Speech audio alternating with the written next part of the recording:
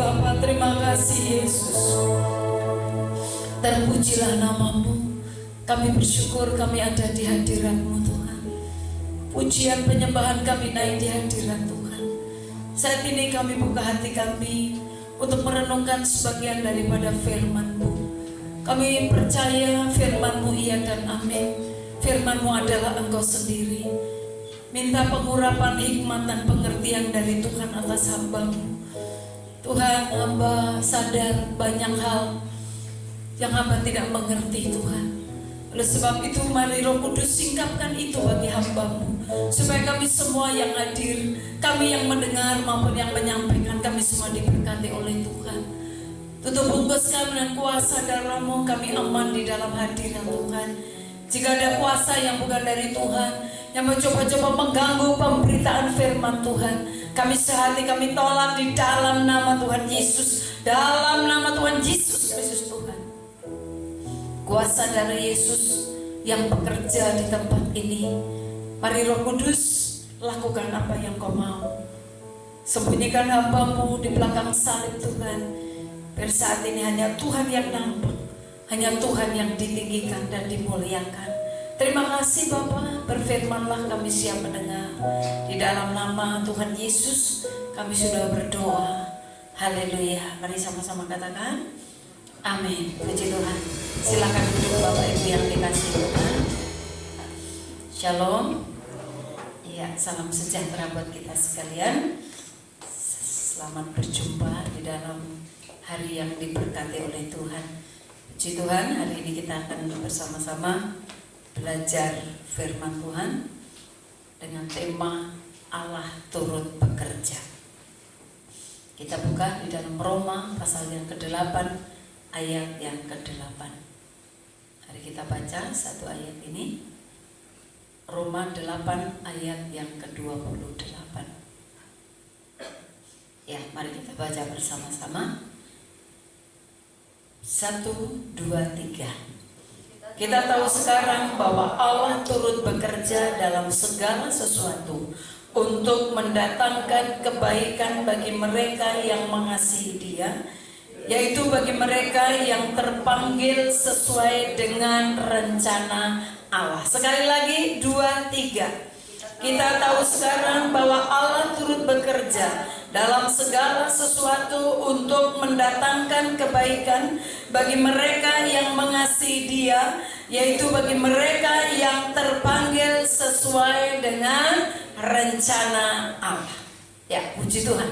Nah, Bapak Ibu yang dikasihi Tuhan, dengan tema kita hari ini, Allah turut bekerja dalam segala hal yang terjadi, yang diizinkan Tuhan terjadi di dalam kehidupan kita. Percaya bahwa Allah pasti turut bekerja di dalamnya.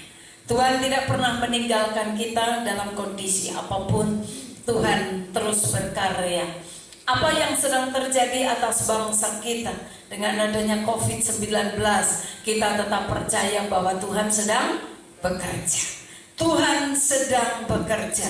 Tuhan turut bekerja. Dan Bapak Ibu yang dikasihi Tuhan, kita renungkan beberapa hal di dalam renungan kita hari ini, bahwa dalam kehidupan kita Tuhan punya rencana yang terbaik. Amin. Dalam kehidupan kita, rencana Tuhan adalah rencana yang terbaik. Rencana Tuhan adalah rencana yang sempurna. Rencana Tuhan dalam kehidupan kita adalah rencana yang dahsyat, yang hebat. Itulah yang Tuhan rencanakan di dalam kehidupan kita.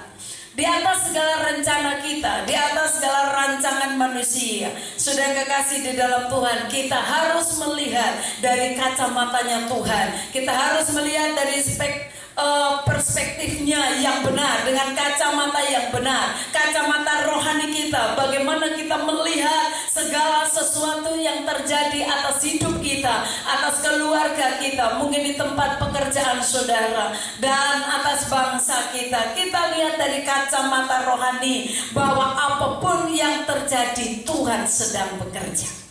Apapun yang terjadi, Tuhan sedang melakukan sesuatu maksud dan rencananya.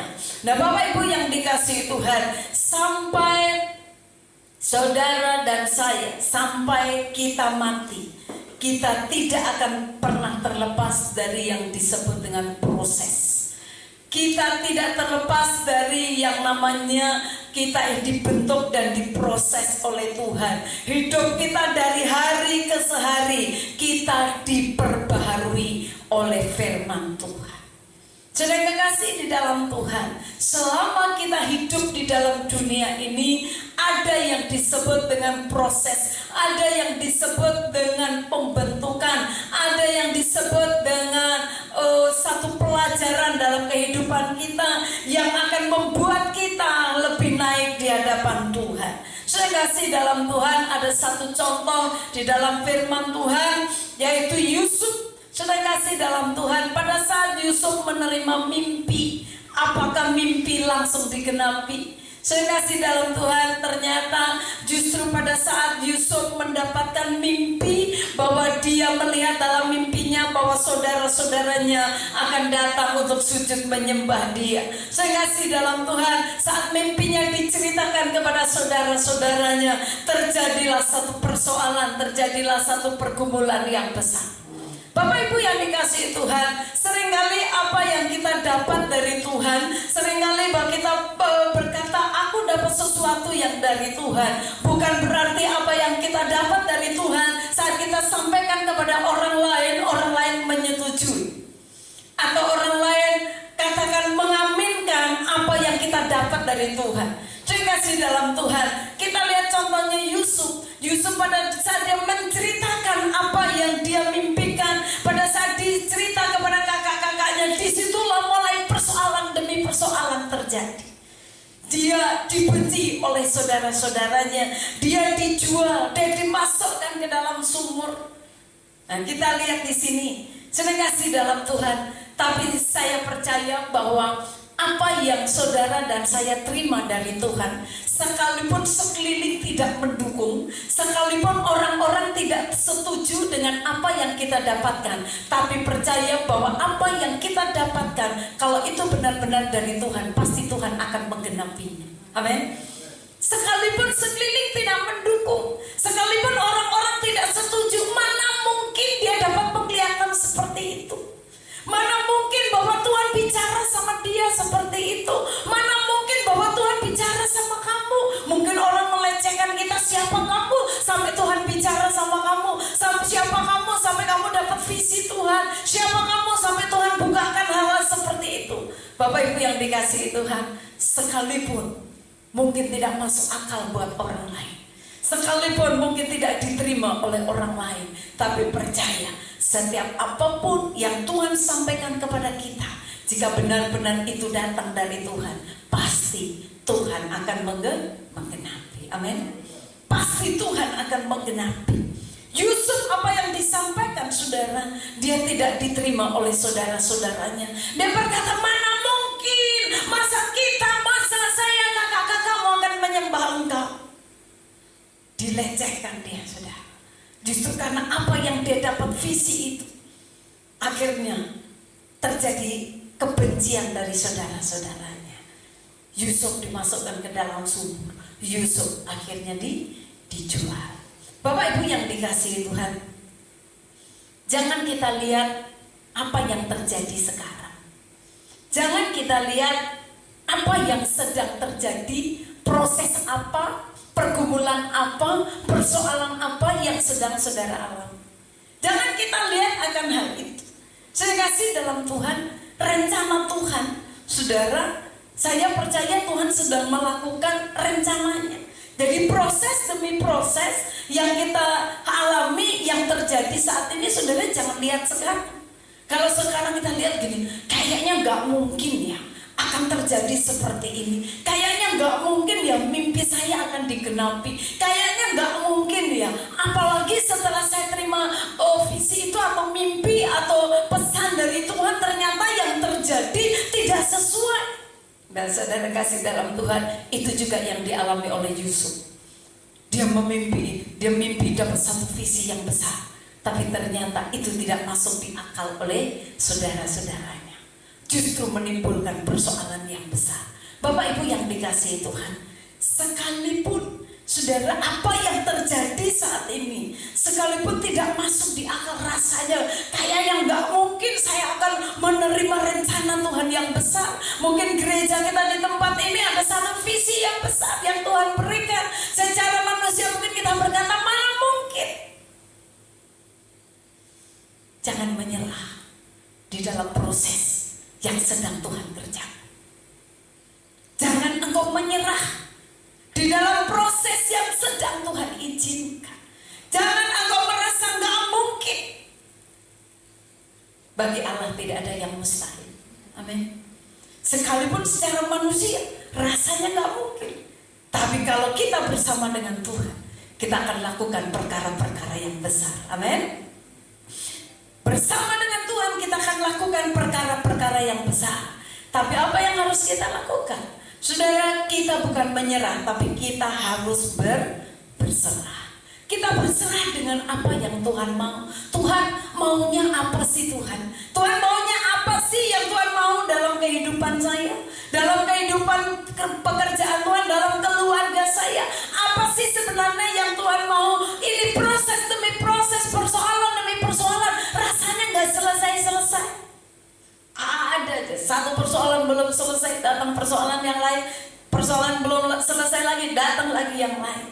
Tapi percayalah, setiap proses Tuhan turut bekerja di dalamnya. Saudara, tidak dibiarkan untuk sendiri. Kita nggak dibiarkan Tuhan sendiri untuk menjalani proses itu. Tapi Tuhan akan memberikan kekuatan kepada kita. Bapak Ibu yang dikasihi Tuhan, kita lihat Yusuf, saudara. Akhirnya Yusuf, apa yang dijanjikan Tuhan lewat mimpi, akhirnya Yusuf digenapi mimpinya. Dia menjadi Perdana Menteri. Saudara kasih dalam Tuhan, akhirnya Yusuf menjadi Perdana Menteri. Bahkan dia berkata kepada saudara-saudaranya, engkau mereka-reka yang jahat, tapi Tuhan mengubahnya untuk mendatangkan kebaikan dalam hidupku. Kamu boleh merancang yang jahat, tapi ternyata rancanganmu yang jahat tadi justru itu menjadi berkat dalam hidupku. Saudara, tidak ada kalau saudara tanam tanaman. Apakah saudara semprot parfum tanaman itu? Saudara bilang, biar dia bertumbuh, biar dia wangi, saya semprot parfum. Ternyata bukan bertumbuh, tapi mati. Apa pupuknya? Pupuknya kotoran, saudara. Jadi pupuk tanaman itu semakin saudara rindu, supaya dia cepat besar, supaya dia cepat berbuah, kita kasih kotoran di dalam tanaman itu. Jadi saudara nggak usah resah dan gelisah kalau saudara dapat kotoran dari kanan kiri, dapat perkataan yang tidak baik dari kanan kiri. Itulah pupuk untuk memupuk kita supaya iman kita semakin naik, supaya proses Tuhan terus terjadi dalam kehidupan kita. Amin. Jadi bukan dikasih parfum, tapi pupuk kotoran yang kita terima. Kita sudah berbuat baik pun terkadang kita ngomongin orang tidak baik. Itulah pupuk dalam hidup kita. Amin. Pupuk dalam hidupmu. Tidak usah takut untuk mendapatkan pupuk. Kenapa saudara? Karena itu tanda bahwa kita sedang bertumbuh. Kalau saudara datar-datar aja, nggak ada persoalan, diragukan, jangan-jangan kita sedang tidak bertumbuh. Tapi kalau engkau sudah melakukan firman, engkau sedang mengimani apa yang Tuhan sampaikan, kemudian orang membicarakan kita, orang melecehkan kita, orang berkata mana mungkin. Disitulah kita lihat bahwa apa yang Tuhan sampaikan, saudara, itu mengalami satu proses. Yusuf pada saat dia menerima janji Tuhan, visi dari Tuhan, bukan sesuatu yang baik yang dia terima, tapi pupuk yang dia terima, sesuatu yang tidak enak. Dikata-katain sama kakak-kakaknya luar biasa, dijual. Nah, Bapak Ibu yang dikasihi Tuhan, setiap kebaikan kita belum tentu itu membuat orang senang, tapi jangan berhenti berbuat baik. Seringkali kita udah lakukan yang terbaik, tapi masih aja membuat orang gak suka. Gak apa-apa. Itulah kehidupan, itulah proses. Tapi apakah di dalamnya Tuhan tidak bekerja? Firman Tuhan berkata bahwa Allah turut bekerja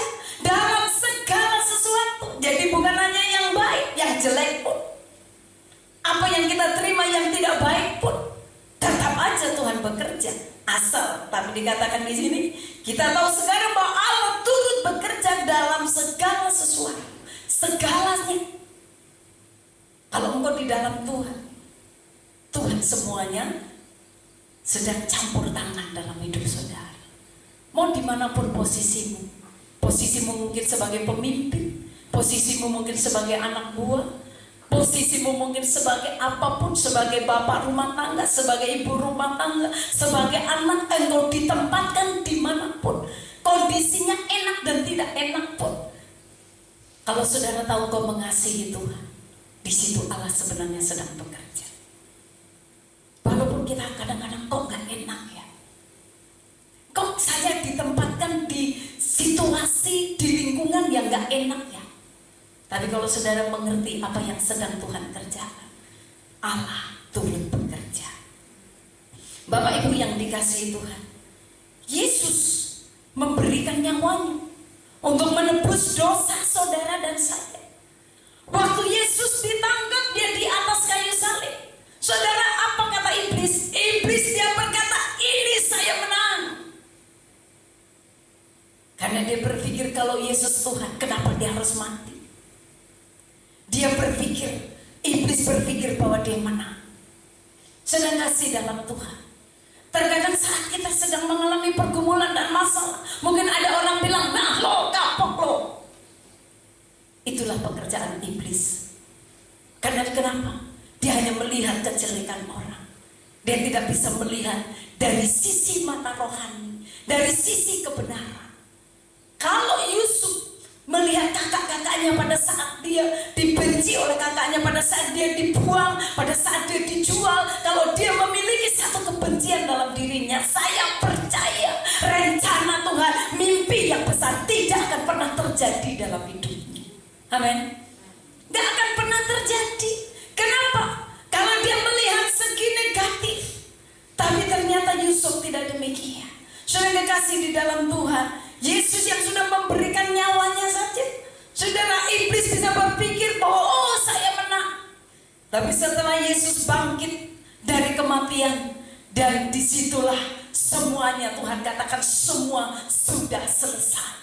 Tuhan menyelesaikan karyanya di atas kayu salib buat saudara dan saya. Bapak Ibu yang dikasihi Tuhan, jangan saudara lihat bahwa satu karya Tuhan kalau baru di tengah jalan itu belum terjadi. Saudara lihatlah di sampai akhir, saudara akan tahu, oh ini toh ternyata yang Tuhan mau. Oh ini toh ternyata rancangan Tuhan. Jangan saudara melihat seseorang dari yang masih dalam prosesnya. Kita tidak tahu Tuhan sedang membawa dia kemana. Jangan lihat pekerjaan Tuhan di tempat ini sekarang. Saya percaya Tuhan sedang mengangkat terus, dan kita terus dibawa dalam rencana Tuhan yang besar. Jangan lihat sekarang. Mungkin kita pikir ini, aduh, kok kayaknya lambat banget pertumbuhannya. Kok kayaknya saya begini-begini terus. Jangan lihat sekarang. Lihatlah di akhir dari segalanya. Engkau akan terkagum-kagum dengan apa yang Tuhan lakukan. Bapak Ibu yang dikasihi Tuhan, Yeremia 29 ayat yang ke-11. Firman Tuhan berkata bahwa rancangan Tuhan adalah rancangan damai sejahtera. Jadi kalau engkau rasa nggak damai, berarti bukan Tuhan. Kalau engkau menerima sesuatu kok membuat saya nggak damai, firman Tuhan berkata, sebab aku ini mengetahui rancangan-rancangan apa yang ada padaku, kata Tuhan, mengenai kamu. Tuhan tahu rancangan Tuhan dalam hidup saya, mengenai saudara, mengenai saya. Saya bisa berkata bahwa Tuhan mengetahui rancangan-rancangan Tuhan dalam hidup saya. Tuhan tahu. Sekalipun manusia tidak tahu, orang yang paling dekat dalam hidup saudara, dia tidak tahu, tapi Tuhan tahu apa rancangannya dalam hidupmu. Amin. Rancangan Tuhan adalah rancangan damai sejahtera. Amin. Rancangan Tuhan, rancangan damai sejahtera. Kali kalau saudara terima sesuatu, saya bilang, kok saya nggak damai? Mungkin itu satu tanda bukti bahwa itu bukan dari Tuhan. Karena rancangan Tuhan selalu mendatangkan damai sejahtera. Sekalipun bagi saudara nggak masuk akal, tapi Tuhan rancangannya damai sejahtera, bukan rancangan kecelakaan. Firman firman Tuhan, rancangan damai sejahtera, supaya kita memiliki hidup, ya, untuk memberikan kepadamu hari depan yang penuh harapan. Jadi Tuhan memberikan hari depan kita, masa depan kita ini penuh harapan. Jadi kalau orang yang sudah nggak punya harapan, saya percaya dia tidak hidup dalam rancangan Tuhan. Sekalipun mungkin, iya tapi saya lagi ngadepin masalah begini bu, saya lagi sakit bu, saya lagi begini dan lagi begini dan lagi begini. Sudah kasih di dalam Tuhan, Tuhan tetap rancangannya memberikan kepada kita yang penuh harapan. Bukan rancangan kecelakaan, rancangannya indah, rancangannya damai sejahtera. Kita lihat kembali di Roma 8 ayat yang ke-28 tadi. Yang pertama adalah bahwa dalam hidup kita ada rencana Tuhan yang baik dan sempurna. Bagian yang selanjutnya adalah bahwa dikatakan di sini bahwa Allah turut bekerja. Allah turut bekerja. Bapak Ibu yang dikasihi Tuhan, saya percaya bahwa apalagi kalau saudara dan saya ini menyerahkan hidupmu benar-benar buat Tuhan. Tuhan tidak tinggal diam. Saudara punya masalah apapun, kalau saudara sudah bawa itu ke Tuhan, saudara, Tuhan gak bakal pangku tangan. Tuhan tidak tinggal diam. Tuhan akan bekerja. Tuhan tidak akan membiarkan saudara untuk berjalan sendiri. Kita gak akan dibiarin sama Tuhan untuk berjalan sendiri. Saudara kasih di dalam Tuhan, pada saat Yusuf ada di dalam sumur, dimasukkan ke sumur, saya percaya di situ pun ada Tuhan. Pada saat Yusuf dijual, di situ pun ada Tuhan. Tuhan memberikan kekuatan kepada Yusuf, itu yang terpenting. Sekalipun saudara gak lihat, pada saat kita menyerahkan semua sama Tuhan, saudara kasih di dalam Tuhan, Tuhan tidak akan pernah tinggal diam. Sekalipun posisinya mungkin kau di lembah bayang maut, sekalipun posisinya engkau di dalam sumur, saudara kasih di dalam Tuhan, Tuhan tidak tinggal diam. Tuhan pasti campur tangan. Tuhan tidak membiarkan saudara sampai jatuh tergeletak. Firman Tuhan berkata, kalau engkau jatuh tidak akan dibiarkan tergeletak, tapi tangan Tuhan akan mengangkat kita. Tuhan akan mengangkat kita. Tuhan akan menopang kita. Tuhan akan meneguhkan hati kita.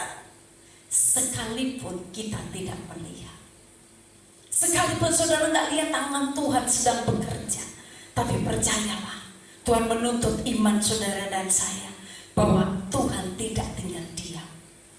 Tuhan terus bekerja. Sekalipun kita tidak melihat, Allah tidak membiarkan untuk saudara dan saya kita ini berjuang sendiri. Amin. Ada yang merasa selama ini, kok saya berjuang sendiri ya? Kok saya kayaknya sendiri ya? Kok saya lakukan sendiri ya? Ada yang begitu? Itu karena kita mengandalkan kekuatan kita. Tapi kalau kau udah berserah sama Tuhan, saudara kan lihat tangan Tuhan sedang bekerja. Tangan Tuhan sedang merendah suatu karya yang agung mulia. Tangan Tuhan sedang merendah, tangan Tuhan sedang bekerja. Sekalipun saudara dan saya nggak lihat, kadang-kadang kita nggak merasa. Iman itu bukan perasaan. Amin. Iman itu percaya. Iman itu bukan kok rasa-rasanya, itu bukan iman. Iman itu percaya sekalipun saudara belum lihat. Adakah di sini yang melihat Tuhan? Dan tapi kita percaya. Firman Tuhan berkata, 2-3 orang berkumpul dalam namanya kita, Tuhan hadir. Saudara, saat berkumpul di tempat ini, saya percaya Tuhan hadir. Amin.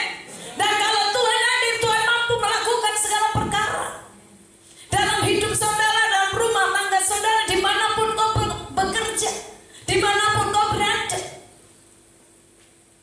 Percaya bahwa Tuhan bekerja dalam hidup. Tuhan tidak membiarkan kau sendiri. Sekalipun kadang-kadang kok kayak sendiri ya, kayaknya sendiri. Perasaan. Iman bukan perasaan. Iman itu satu tindakan. Sekalipun aku belum melihat, tapi aku percaya Tuhan pasti bekerja. Sekalipun aku belum melihat, tapi aku percaya bahwa Tuhan tidak pernah membiarkan aku seorang diri. Tuhan tidak membiarkan untuk saudara sampai kita, rasanya kita, kalau saudara sudah nggak mampu, Tuhan akan mengangkat, Tuhan akan menggendong. Itulah Tuhan kita, karena Dia adalah Bapa kita. Amin. Dia adalah Bapa kita. Tuhan turut bekerja. Dalam Matius 28 firman Tuhan berkata bahwa Tuhan menyertai kita sampai akhir zaman. Kenapa kita seringkali merasa tidak disertai Tuhan? Kita yang seringkali menjauh dari Tuhan. Padahal Tuhan gak pernah jauh dengan kita. Dia hanya sejauh doa. Berseru, berseru pada Yesus, berserah pada Yesus, percayalah Dia sanggup menolongmu. Berseru sama Tuhan, panggil Tuhan. Tuhan gak akan pernah membiarkan saudara jatuh tergeletak. Tuhan gak akan pernah membiarkan saudara selama-lamanya ada di dalam sumur. Tuhan tidak akan membiarkan saudara selama-lamanya saudara ada di padang gurun. Tidak selama-lamanya kita ada di tempat yang kering. Amin. Tuhan sedang menuntun kita. Saudara yang kekasih di dalam Tuhan, bangsa Israel, dia dipisahkan dari Tuhan. Cerita tentang Yusuf ini, saudara. Yusuf, waktu saudara-saudaranya datang, apa yang terjadi? Orang Mesir, Firaun berkata, aku tempatkan engkau di tempat yang namanya Gosen. Bangsa Israel tinggal di satu tempat yang namanya Gosen. Dan saudara tahu, pada saat Mesir kena tulah, di Gosen itu lepas dari tulah. Ada perbedaan. Waktu Yusuf dan saudara-saudaranya menetap di Gosen, di saat itu orang Mesir semua kena tulah. Tuhan turunkan tulah bagi bangsa Mesir. Tapi bangsa pilihan Tuhan, dia dipisahkan dari mereka.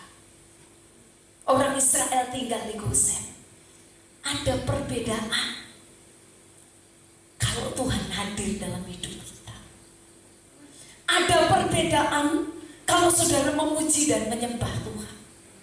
Ada perbedaan, saudara mau sadari atau tidak sadari, Tuhan bekerja. Dipisahkan kita dari yang lain. Kita harus melihat sampai pada akhir penggenapan janji Tuhan. Baru saudara akan terbengong-bengong. Oh, ini tuh ternyata yang Tuhan mau dan kerjakan. Tuhan turut bekerja untuk mendatangkan kebaikan dalam kehidupan kita. Kita lihat contoh Daud. Daud pada saat dia di padang, dia menggembalakan kambing domba. Sudah kasih di dalam Tuhan, dia seorang gembala, tapi bagaimana dia diperhadapkan harus mengalahkan yang namanya Goliat. Goliat itu raksasa. Sementara Daud masih imut-imut kemerah-merahan. Saudara, apa yang terjadi? Apakah Daud saat itu dia ngomong, waduh, gak mungkin. Sementara orang-orang yang gagah, saudara-saudaranya Daud, mereka bilang, aduh, gak mungkin, kamu masih kecil, mau ngapain kamu? Tapi ternyata dengan kondisi Daud yang masih kemerah-merahan tadi, Daud bisa mengalahkan Goliat. Apakah dengan pedang yang tajam? Tidak. Apa yang dia ambil oleh Daud? Daud mengambil batu kali dan dia pakai ketapel. Langsung yes, kenalah di jidatnya Goliat. Orang yang gagah perkasa tidak berani menghadapi Goliat. Daud itu masih imut-imut. Waktu dia mau dipakaikan baju perang saja, saudara, dia keberatan. Dia bilang, gak usah, kalau pakai gini aku gak bisa gerak. Dia lepas sama Daud. Betapa polos dan sederhananya Daud pada saat itu. Bapak Ibu yang dikasihi Tuhan, kenapa Daud bisa mengalahkan Goliat? Kenapa Daud berani? Keberanian yang kita lihat dari hidupnya Daud. Karena Daud orang yang sudah diurapi oleh Tuhan. Daud adalah orang pilihan Tuhan. Sekalipun kondisinya saat itu mungkin sepertinya gak mungkin, tapi orang yang sudah dipilih dan dipanggil oleh Tuhan, dia dikhususkan oleh Tuhan. Amin. Dikhususkan sama Tuhan. Jadi kalau orang sudah dipanggil Tuhan, udah melayani Tuhan, engkau sudah dikhususkan sama Tuhan. Sekalipun engkau mengalami lembah yang mau pergumulan, masuk sumur, mau di mana-mana, tapi selama engkau sudah dipilih Tuhan, selama engkau sudah diurapi oleh Tuhan, ada satu kekhususan dari Tuhan. Sehingga dimanapun kau berada, Tuhan turut bekerja. Amin. Kalau Tuhan yang bekerja, makanya Daud begitu berani. Iya, kamu menghadapi aku dengan pedang, tapi aku menghadapi engkau di dalam nama Tuhan yang menciptakan langit dan bumi. Keberanian yang dimiliki Daud karena Tuhan yang ada di dalam dirinya. Kalau dia mengandalkan tanpa mengandalkan Tuhan, dengan batu tadi, bisa membayangkan kalau tiba-tiba itu meleset, dikejar sekali sama Goliat, plan habis dia. Tapi enggak, karena tahu Tuhan sudah menyertai Daud. Daud tahu penyertaan Tuhan dalam dirinya. Daud tahu siapa yang menyertai dia. Saudara kasih di dalam Tuhan, Tuhan turut bekerja. Kalau Tuhan yang bekerja, pasti kemenangan yang kita terima. Kalau Tuhan yang bekerja, pasti hidupmu dipulihkan. Kalau Tuhan yang bekerja, pasti engkau diberkati. Kalau Tuhan yang bekerja, engkau akan lihat hal-hal yang tidak pernah kau pikirkan pun Allah bisa lakukan dalam kehidupan kita. Amin. Biarkan Tuhan yang bekerja. Izinkan Tuhan yang bekerja. Iman itu harus tetap percaya walaupun kita nggak melihat. Saudara yakin aja. Coba berkata, aku percaya Tuhan. Sekalipun saat ini belum aku lihat, tapi aku percaya. Itu yang Tuhan rindukan. Kemudian di dalam Roma tadi, bagian yang selanjutnya, dikatakan bahwa Tuhan itu ingin melakukan sesuatu untuk mendatangkan kebaikan, mendatangkan yang baik dalam hidup kita. Jadi apa yang Tuhan kerjakan semua mendatangkan yang baik, mendatangkan kehidupan itu kalau datang dari Tuhan. Jadi kalau saudara bertanya, apa yang terjadi yang dalam kehidupan kita membuat saudara imanmu bertumbuh atau imanmu semakin turun? Kalau Tuhan bekerja, pasti apapun yang terjadi saudara, imanmu akan bertumbuh. Seringkali karena perkataan orang membuat kita langsung iman kita mengganggu hati terganggu, langsung kita malas dalam banyak hal. Saya percaya itu bukan datang dari Tuhan. Sekalipun yang bicara mungkin orang yang saudara hormati, tapi kalau membuat iman saudara nggak bangkit, itu bukan datang dari Tuhan. Karena yang datang dari Tuhan dikatakan mendatangkan yang baik dan hidup. Firman Tuhan ini berkata, Tuhan bekerja dalam segala sesuatu untuk mendatangkan kebaikan bagi mereka yang mengasihi diri. Jadi Tuhan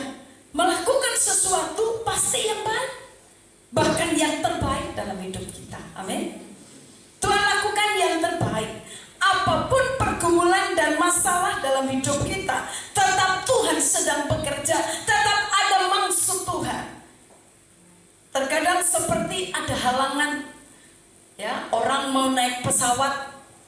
Saudara, ada kesaksian di mana orang mau naik pesawat, tiba-tiba mobil yang dinaiki untuk dia menuju ke bandara, tiba-tiba bannya bocor. Ya, pada saat bannya bocor, saudara, pasti orang, kenapa sih? Kenapa ini ban harus bocor? Bisa saja dia ngedumel, bisa saja dia marah. Setelah bannya dibetulin, dia lanjut langsung ke bandara. Sampai di bandara, ternyata dia tertinggal oleh pesawat. Kecewanya, aduh, gimana ya? Kok bisa ya? Kadang-kadang kita anak-anak Tuhan bilang, kok bisa ya Tuhan? Saya kan sudah melayani, kok bisa ya? Ya? Kok bisa terjadi ini ya? Kok bisa begini ya? Bisa. Karena saudara belum tahu apa yang sedang Tuhan kerjakan.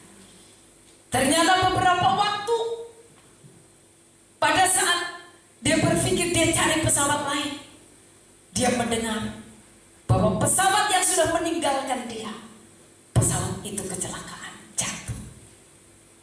Kira-kira waktu bannya rusak, mungkin dia udah gerutu, dia udah mungkin nyalain sopir, nyalain semuanya, bisa juga nyalain Tuhan. Kira-kira pada saat dia tahu pesawatnya jatuh dan hampir semua penumpangnya meninggal, kira-kira saudara, kalau di posisi kita, apa yang saudara lakukan? Mungkin aku, Tuhan ampuni aku. Kita mungkin, oh Tuhan. Ternyata, ini yang terjadi. Jadi kalau saudara belum tahu, jangan berpikir dulu negatif. Karena prosesnya tadi belum, masih di tengah jalan. Nah, Bapak Ibu yang dikasihi Tuhan, terkadang seperti itu yang terjadi. Pengalaman hidup kita setiap hari jangan membuat untuk iman kita lemah. Tapi mari kita percaya Tuhan sedang bekerja di dalamnya. Coba kita lihat di Kejadian 45. Kejadian 45.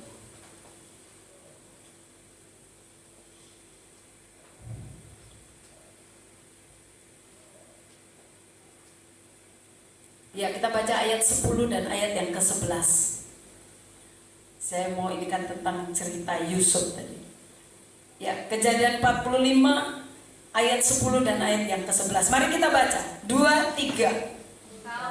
Engkau akan tinggal di tanah Gosen dan akan dekat kepadaku, engkau serta anak dan cucumu, kambing domba dan lembu sapimu dan segala milikmu.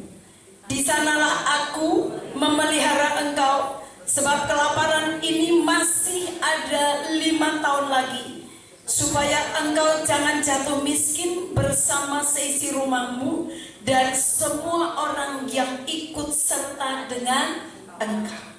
Saudara bisa bayangin Yusuf yang sudah dijual sama saudaranya, yang sudah dimasukkan sumur sama saudaranya, tapi dia pada saat saudara-saudaranya datang kepada Yusuf, pada saat terjadi satu kelaparan, mereka pergi kepada Yusuf. Ini yang disampaikan oleh Yusuf. Yusuf hatinya begitu luar biasa. Hatinya Yusuf begitu luas. Dikatakan engkau akan tinggal di tanah Gosen. Jadi dia minta satu tempat yang namanya Gosen, untuk dia dan saudara-saudaranya bisa tinggal di tempat itu. Dan dikatakan dia dekat. Anak cucu, kambing domba semua aman tinggal di Gosen. Karena Yusuf berkata ini kelaparan masih 5 tahun. Saya kasih di dalam Tuhan. Kalau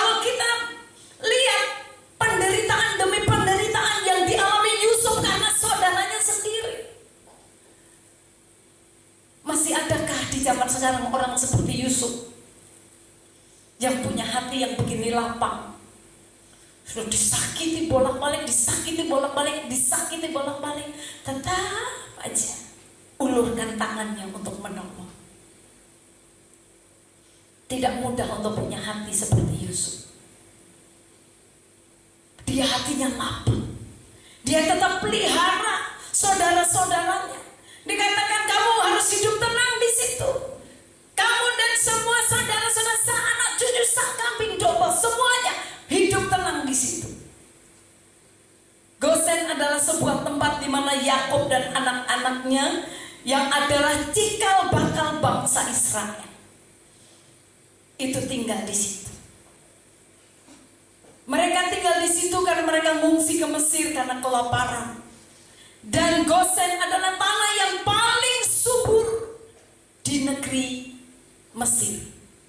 Jadi Gosen ini adalah tempat yang paling subur, dan tempat itulah yang diberikan untuk Yusuf dan saudara-saudaranya ada di tempat itu. Saudara kekasih di dalam Tuhan, orang Mesir menempatkan orang Israel di Gosen. Saudara tahu kenapa? Jadi orang Mesir ini menempatkan orang Israel yang datang tinggal di Gosen bukan tidak ada tujuan.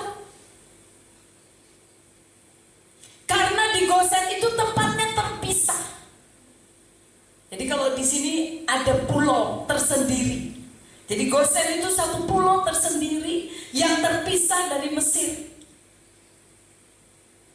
Dipisahkan oleh satu sungai besar. Sehingga harapan orang Mesir bahwa orang-orang Israel ini, saudara, mereka ini adalah orang-orang dari orang-orang Ibrani. Mereka tidak boleh membaur sama orang Mesir. Jadi kalau orang-orang Mesir, mereka bilang, udah, orang-orang Israel, orang-orang Ibrani yang datang tinggal sana di Gosen, jangan baur dengan kami. Jadi orang Mesir tuh gak mau hidupnya tuh berbaur dengan orang-orang Ibrani. Mesir itu lambang dari kehidupan dunia, kemewahan dunia. Jadi orang-orang Israel dipisahkan, gak usah gabung sama orang Mesir. Kamu tinggal sendiri nih, dikasih tempat yang namanya Gosen tadi. Nah Bapak Ibu yang dikasih Tuhan, Gosen adalah tempat yang istimewa di mata Tuhan. Karena artinya adalah mendekat dengan Tuhan, duduk di bawah hadirat Tuhan, atau sebuah hati yang melekat kepada Tuhan. Itulah Gosen. Saudara dan saya, kita adalah Gosen-Gosen rohani. Amin. Saudara dan saya ini Gosen-Gosen rohani. Artinya kita ini dipisahkan sama Tuhan. Kita dipisahkan. Kalau saudara hidupmu di bawah hadirat Tuhan, di dalam hadirat Tuhan, hatimu melekat sama Tuhan, engkau sama dengan engkau tinggal di Gosen. Kita dipisahkan dari yang lain. Saudara lihat di ayat yang ke-32 sebentar. Dari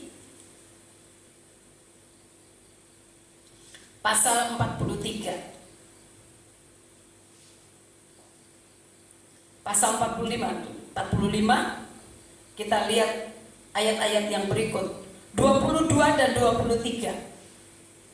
Ayat 22 dan 23. Mari kita baca ayat ini 22, 23. 23. Kepada mereka masing-masing diberikannya sepotong salin, dan kepada Benyamin diberikannya 300 uang perak dan 5 potong persalin. Di samping itu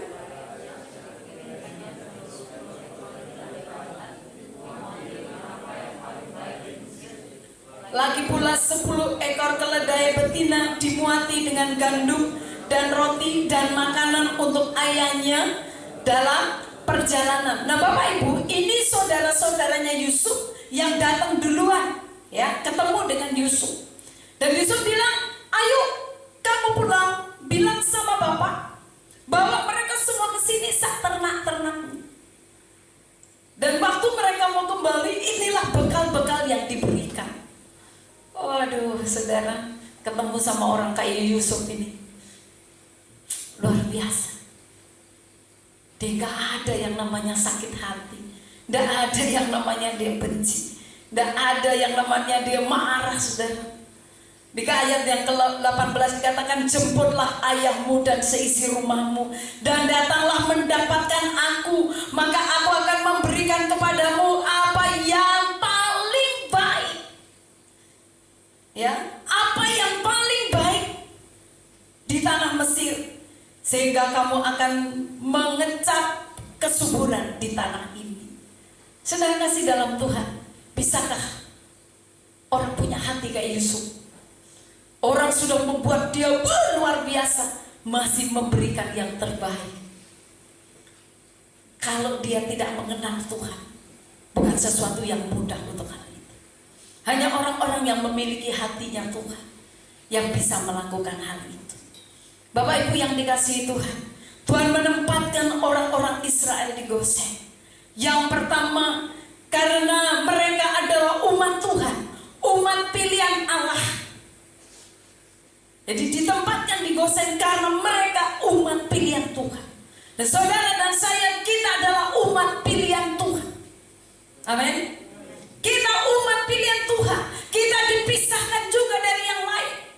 Yang kedua, saudara, kenapa Tuhan tempatkan mereka di Gosen?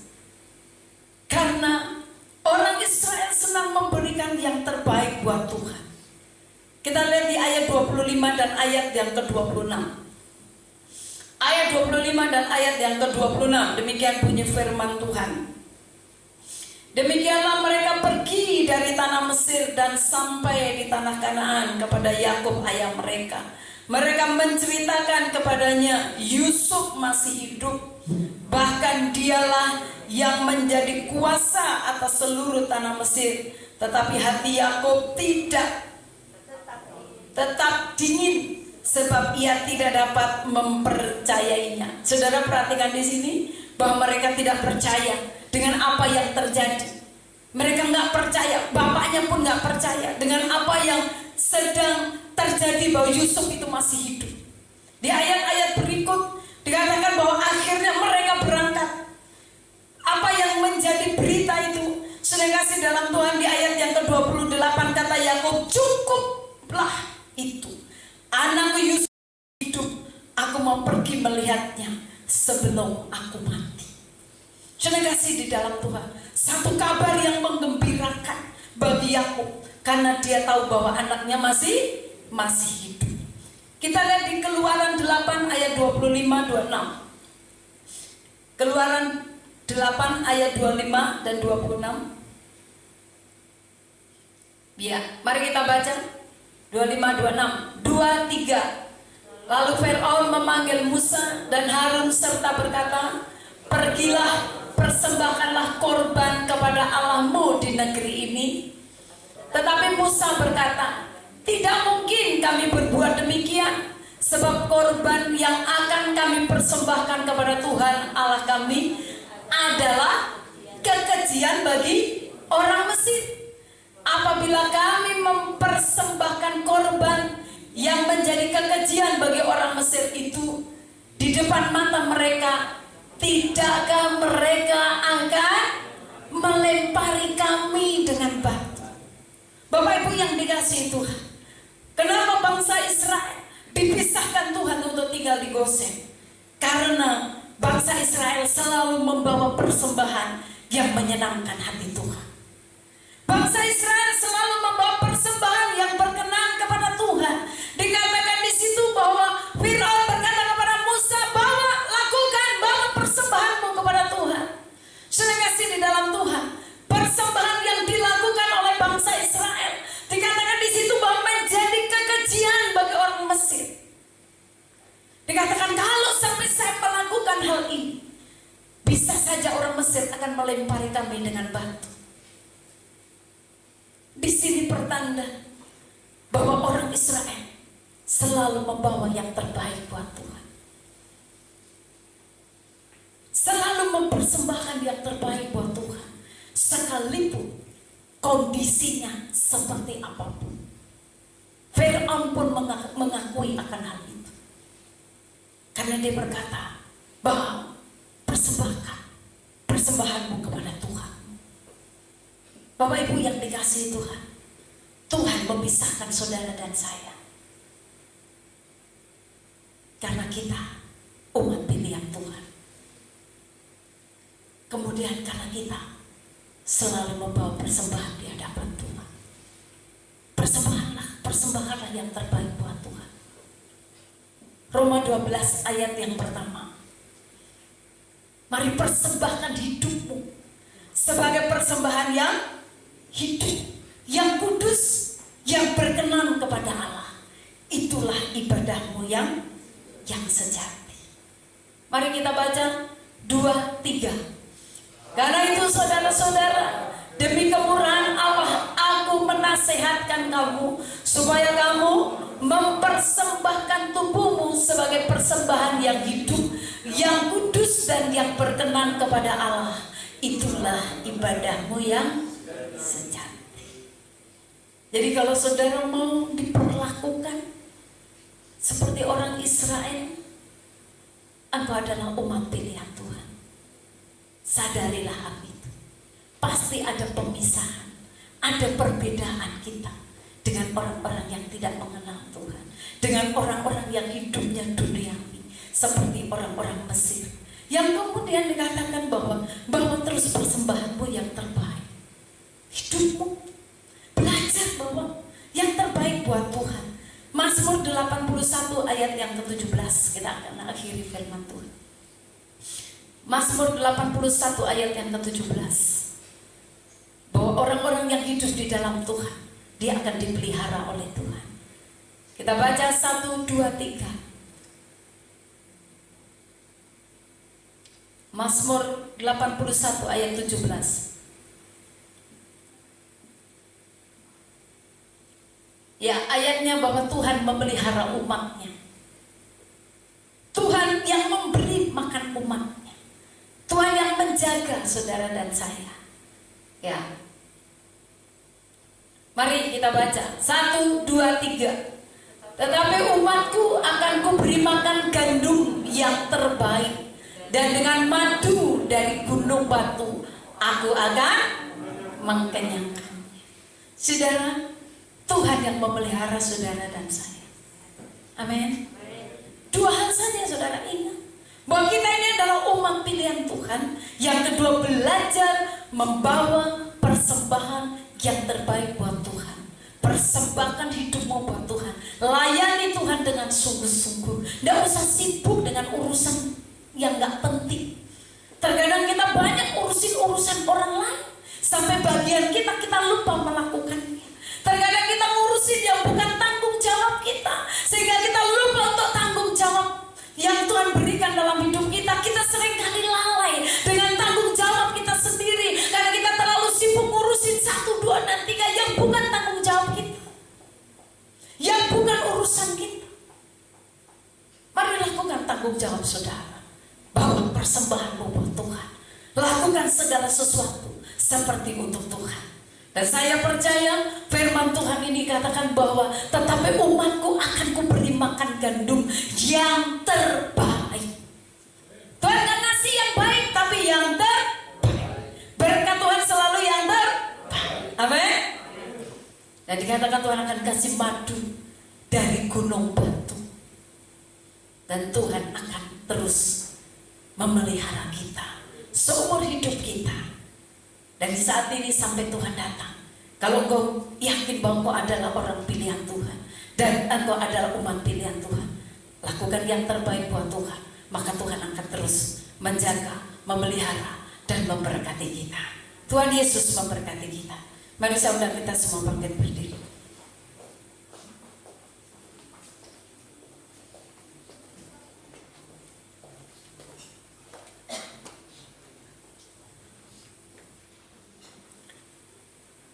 Kita angkat pujian, tak usah ku takut, Allah menjagaku. Tuhan turut bekerja dalam segala keadaan dan kondisi kita. Belajar memberikan yang terbaik buat Tuhan. Kami bersyukur buat firman-Mu Tuhan. Engkau pun memisahkan kami dari dunia ini. Kami adalah orang-orang istimewa di hadapan. Seperti orang Israel kau tempatkan di Gosen. Dan orang Israel selalu membawa yang terbaik. Persembahan yang terbaik di hadapan-Mu Tuhan.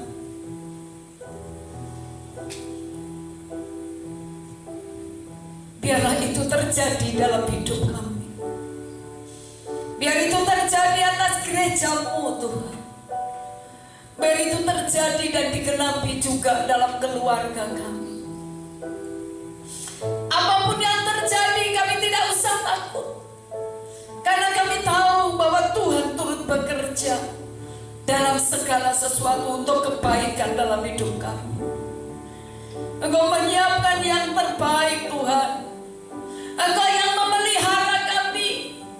Engkau yang menjaga kami Tuhan. Engkau yang memberkati hidup kami. Proses apapun yang sedang terjadi saat ini, Tuhan, kami tidak mau jauh dengan Engkau. Kami mau tetap bersama dengan Engkau Tuhan. Mari Roh Kudus, berbicaralah kepada kami bahwa kami adalah orang istimewa di hadapan. Masalah apapun, penyakit apapun, pergumulan apapun Tuhan, tidak membuat kami takut dan gentar. Karena kami tahu siapa Tuhan yang menyertai kami.